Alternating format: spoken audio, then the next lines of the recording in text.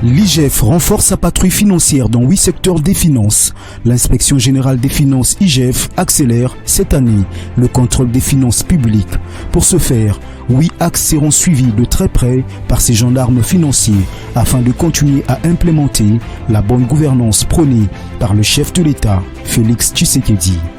L'inspection générale de finances a évalué ses actions en 2021, le plus grand acquis au courant de l'année dernière, d'après son chef de service, Jules Alinguete Kei, porte sur la réhabilitation par la volonté du chef de l'État de la fonction de contrôle de la gestion publique, une peur de gendarmes caractérisée par l'obligation de la redevabilité. L'inspection générale des finances a comme mission principale de veiller à la bonne exécution des lois et règlements en matière de finances publiques. Et cette mission se matérialise au travers des contrôles que l'inspection générale des finances effectue.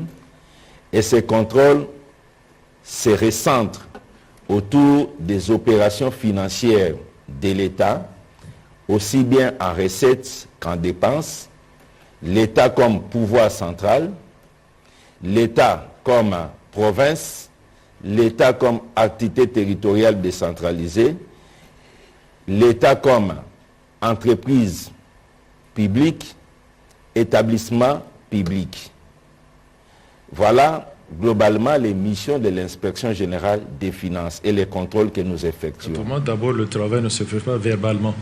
C'est-à-dire que on n'est pas entre copains, on est en train de voir comment le service fonctionne. Dans le cadre du fonctionnement, chaque fois que les inspecteurs constatent une irrégularité, une déviation quelconque, ils établissent une feuille d'observation. Ils communiquent aux services concernés les observations qui ont été relevées, aux services d'y répondre et d'apporter les améliorations nécessaires. C'est comme ça qu'on opère dans le cadre du contrôle concomitant. Aujourd'hui, dans notre pays, grâce à la lutte contre la corruption et l'impunité qui constitue l'un des piliers importants de la mandature du chef de l'État, tous les gestionnaires, à tous les niveaux et sans exception, rendent compte, étaient fiers de le préciser. Jules Alinguete, lors de l'inauguration de l'amphithéâtre de l'IGF, baptisé du nom de Félix-Antoine Tshisekedi. Pour mieux aborder 2022, le chef de service adjoint Victor Batoubenga a pensé qu'au-delà de l'efficacité, l'IGF recherche aussi de l'efficience afin de préserver les acquis de 2021 en 2022. Le fait qu'on ait été rattaché plus haut enlève des pesanteurs politiques. Imaginez que si nous relevions d'un secrétariat général d'un ministère, combien de pression on aurait pour exercer le travail. À ce moment-là, plus vous êtes plus haut, plus votre contrôle est également amené plus haut. Quant à savoir les axes de travail de cette structure de contrôle pour l'année 2022, l'IGF en énumère 8. Il s'agit de la mise sous surveillance en forme de patrouille financière du compte général du Trésor à la Banque centrale du Congo BCC, l'appui à la mobilisation de recettes par les régies financières, l'encadrement des opérations financières des établissements et services publics, OCC, CEC, FPI, INPP, CNSS, l'encadrement des entreprises publiques dans l'implémentation de la bonne gouvernance, SCTP, SCPT, SONAS, RVA, GECAMIN, SNEL, Régie des eaux, Kobil CA, l'encadrement des provinces, Kwilu, Sud Kivu, Kinshasa, Lualaba, Okatanga, Congo central, le suivi de l'exécution du projet de développement à la base des 145 territoires de la RDC, la poursuite de la certification du crédit TVA réclamé par les opérateurs miniers et enfin, la contre-vérification des paiements des impôts et taxes par certains assujettis soupçonnés de fraude fiscale. Je peux vous informer que l'encadrement ou les contrôles concomitants que nous exerçons, nous avions reçu des demandes de renforcement de nos équipes au niveau de l'OCC, au niveau du FPI, au niveau des FONER, au niveau de CNSS, je vous cite 4, la RTNC, on nous demande de rester pour procéder à l'encadrement. Je vous ai dit que c'est un contrôle accompagnement, un contrôle conseil, un contrôle d'encadrement. C'est pour éviter aux gestionnaires de commettre des actes de mauvaise gestion. Haute surveillance, c'est-à-dire nous allons veiller chaque jour aux peines fin toutes les opérations, parce que nous voulons que les mandataires publics s'imprègnent aujourd'hui de la bonne gouvernance pour donner la chance à notre pays de se relever. Il faut que les entreprises de l'État se relèvent. Et pour que ces entreprises se relèvent, il faudra que nous puissions barrer la route à la prédation en ce qui concerne les avantages injustifiés, en ce qui concerne les faux fournisseurs, en ce qui concerne les surfacturations, pour laisser la place au paiement des salaires, pour laisser la place aux investissements, pour laisser la place au paiement des droits dus à l'État que ces entreprises ne payent pas. Pour y parvenir, l'IGF a besoin de plus de bras en termes d'inspecteurs.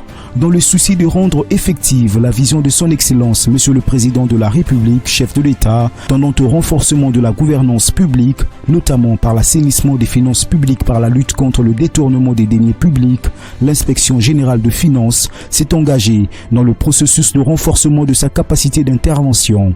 Ce processus a abouti au recrutement de 170 inspecteurs des finances, soit 85 en 2020 et 85 en 2021. Les inspecteurs des finances ainsi recrutés sont soumis à une période de formation afin de mettre leurs connaissances à niveau et de renforcer leur capacité opérationnelle avant leur mise en service effective, a expliqué Jules Alingueté lors du lancement le 7 février 2022 de la session de formation de nouveaux inspecteurs à l'École nationale d'administration de la RDC.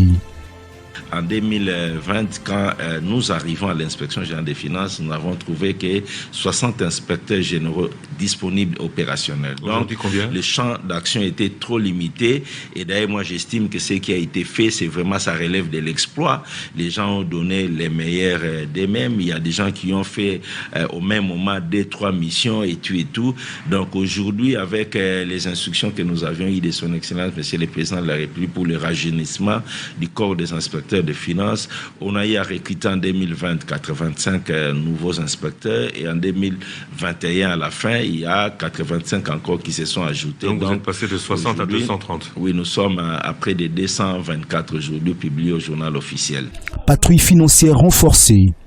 Non pas seulement l'inspection générale des finances, mais aussi tous les services qui travaillent dans le cadre de la lutte contre la corruption, la fraude, les malversations, à savoir l'APLC, le CNRF, l'inspection générale des finances. Donc nous avions été réactivés par la volonté politique de son Excellence, Monsieur le Président de la République, chef de l'État, pour que nous puissions efficacement accompagner son action ainsi que les programmes du gouvernement. Je peux vous dire ici que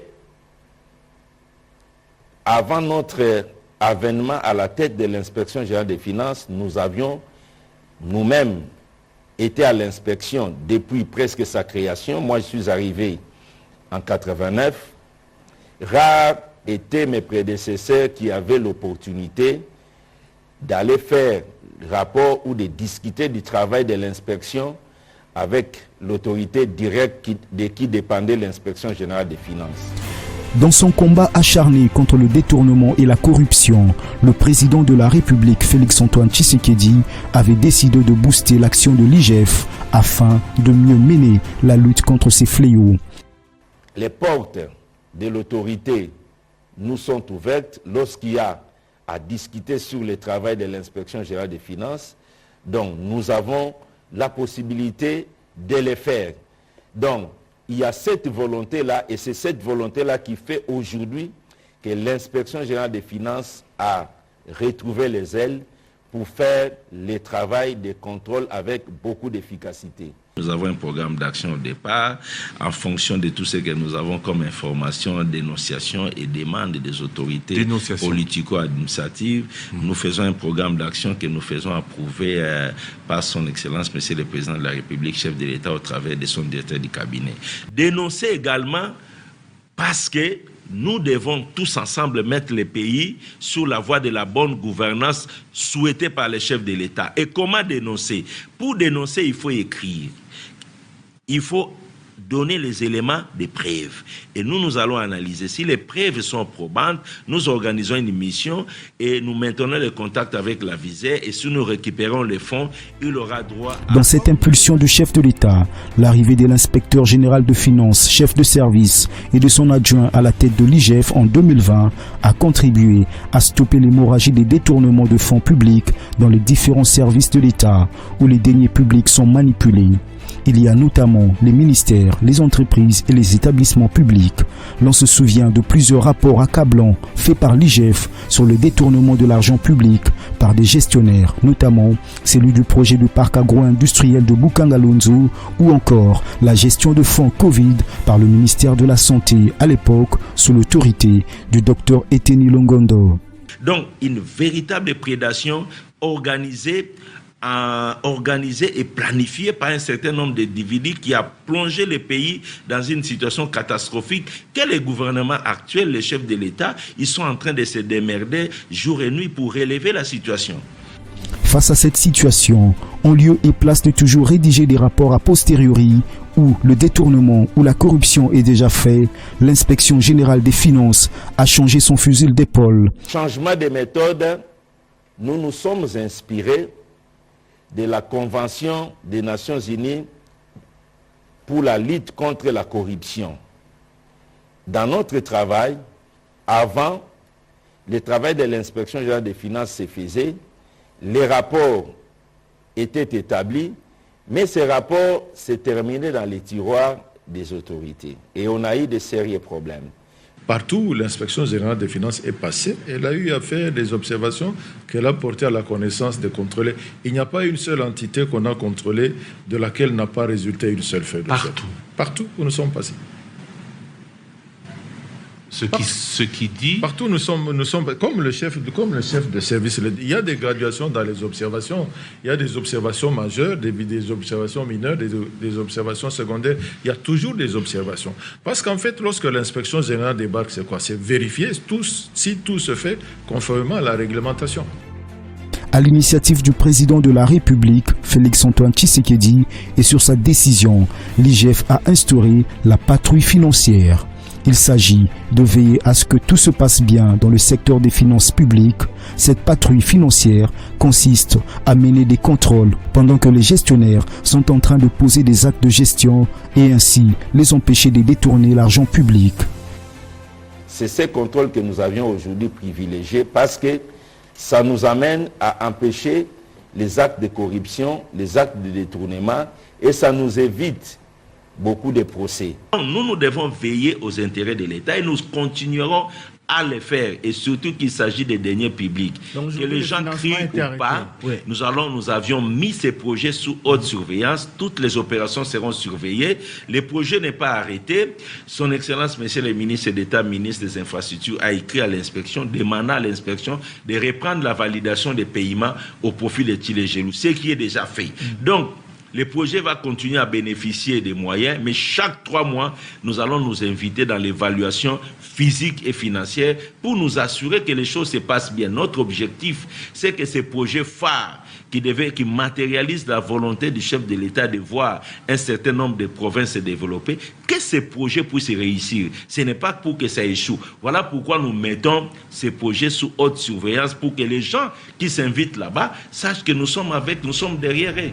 Nous privilégions aujourd'hui un mode de contrôle que nous appelons le contrôle concomitant, en termes techniques, la patrouille financière, qui est un contrôle qui se fait au même moment que les actes de gestion sont posés. C'est ce contrôle que nous avons aujourd'hui privilégié parce que ça nous amène à empêcher les actes de corruption, les actes de détournement et ça nous évite beaucoup de procès, avait expliqué Julia Linguet-Kei lors d'un briefing organisé par le porte-parole du gouvernement, Patrick Mouyaya. Sans ambiguïté que nous devons lutter contre la corruption et nous assurer que les deniers publics sont bien gérés.